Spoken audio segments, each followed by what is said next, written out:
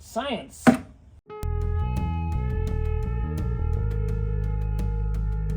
Hello and welcome to the 22nd episode of the Chambler build series. I'm finally on the floors. This is awesome. This is great progress. I'm starting to turn the corner. Looking forward to this. I hit a little snag with the worst mill scale I've ever seen in my life. So you get to follow along as I try to figure out a way to get this crap off. And good Lord, it was a lot of fun. Fun in quotes. Without further ado, let's get to it. Now that both the driver's side and the passenger side rockers are repaired as far as I can get them for right now, I cleaned everything out and it's time to start needle scaling the frame and getting everything ready for the flooring to go in. Yeehaw. It's needle scaling time. Let's do it.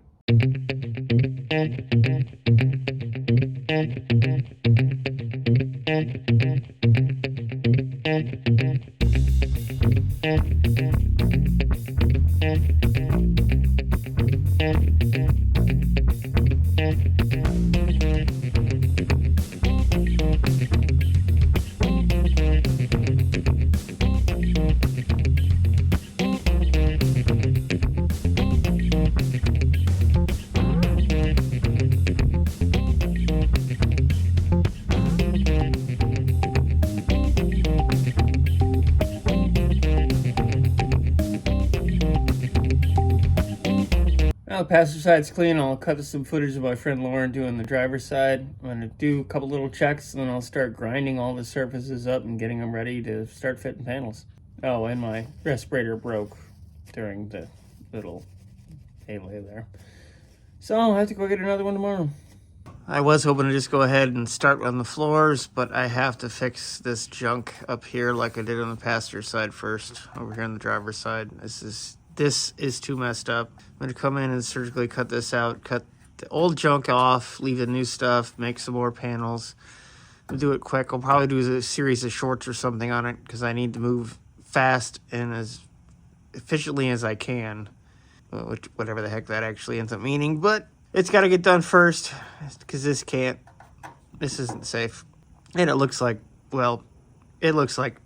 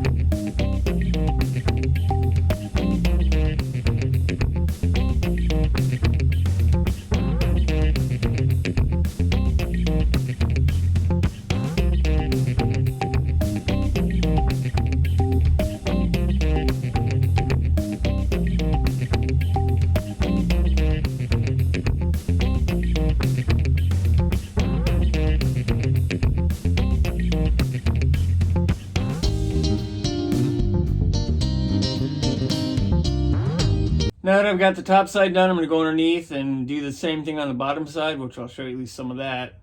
I'm not sure what I'm going to do back here. I'm going to have to probably enlarge this opening area and probably cut some more of this flanged material out. This is where the frame for the Cherokee is. But I can't do that until I figure out what I'm doing with the rear suspension. Basically, the flooring is going to end here for the time being on both sides. I'm going to work forward, get the forward compartment area and the floors around the firewall done. And then have my buddies come over, start helping me do the things that I know that they're more than capable of doing, which is the front stuff. Nobody can really help me right now as they can't weld. And hell, I can barely weld. Once I got all that stuff in the front, I can work my way back, figure out where I'm going to put the rear suspension because this all has to come out. But I do need to brace some other stuff in the back before I take any more apart back here. It's getting there. The area is prepped for my replacement panel. It's going to sit right under this thing. I'm going to have tubes in here as well, which I said in an earlier episode, but I'm going to wait to clean off the frame of the Cherokee until I know exactly where I'm going and how many of them I'm doing. Now that I finally have the floor prepped, I can start getting the panels ready that I have to form. But I got to get my CAD down. You know, it's in that cold storage. Here we go. This is really special storage. Oh, there we go. This is a template I used to have my friend cut the pieces on his plasma table. I'm going to make a sample piece about this size and verify that the bends work. These things could have changed, you never know. I made this piece off the template. It fits perfectly on the passenger side. I'm not gonna have to do anything but just simply form it the way I drew it out.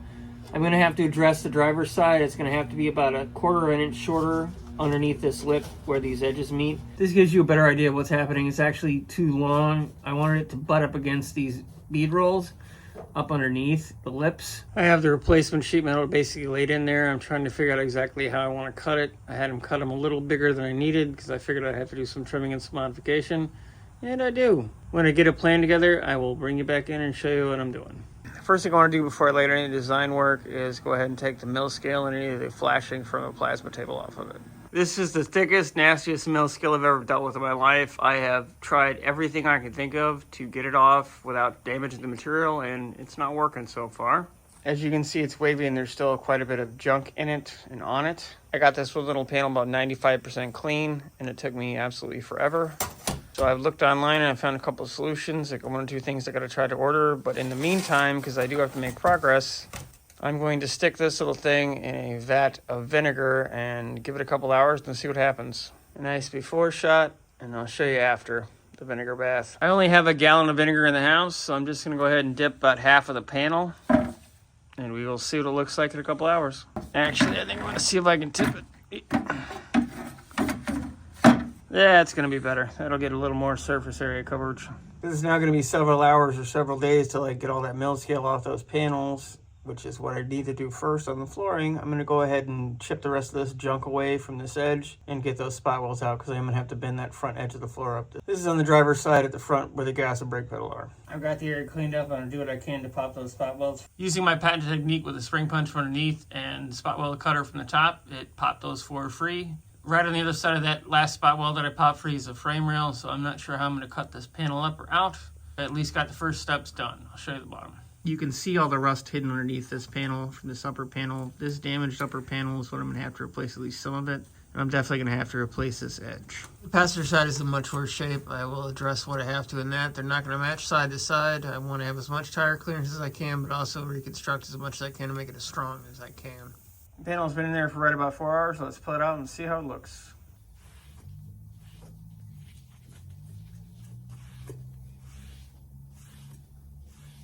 Oh yes, I got most all of it off. I'm gonna go ahead and dunk this side in a little bit of clean water, flip it over, and put the next side back in, or the other side. I'm gonna neutralize the acid and wash it off, even though vinegar is a very mild acid. Still, I don't want any trouble, any more than I already have. Yeah, you can definitely see the big difference. So this side's in. Dishpan hands. I wasn't super thrilled with the results, so I left it in overnight. Let's see what it did. That does look better. Oh yeah, that's much better. You might not have been able to see too much of that, but this is 1,000 times better. Sorry, I didn't realize the camera was that close, and I really can't redo this. What I can do is put this side down in the vinegar, and I'll take it back out in 10 hours, and we'll see what it looks like. Science! Now if I can only figure out how to get that 50-inch long piece in the bucket. Hopefully the stuff I ordered from Amazon comes in later tonight or tomorrow. I can't get any of the Scotch-Brite pads locally, so I'm kind of stuck. If not, I'm going to have to start bending it no matter what. I'm kind of using today as a free day. Made it a lot of video, but it's a free day to me. I took the plate out last night after soaking this other side for about 10 hours. It's not horrible, but it's not fantastic. I'm going to see what I can do with the Scotch-Brite on the little air grinder. Hopefully I'll get the bigger pads for the grinder today, because I need them for these bigger plates.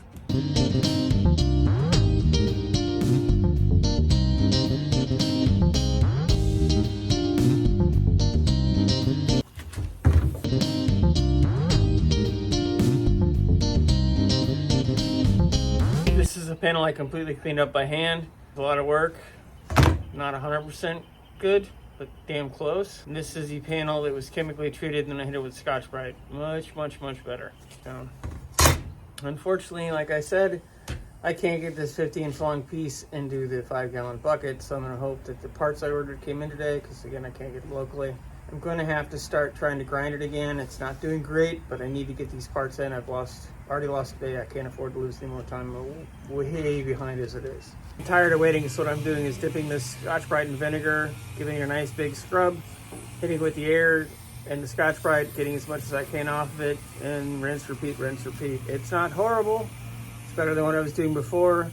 I'm just going to keep doing it until I get the parts I need in. These 2 panels are huge and I need them now, which I've probably said 4 times now.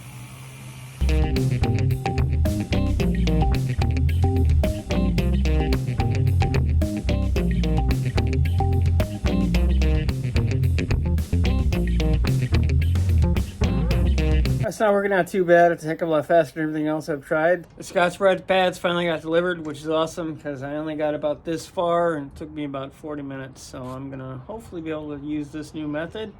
See how it goes.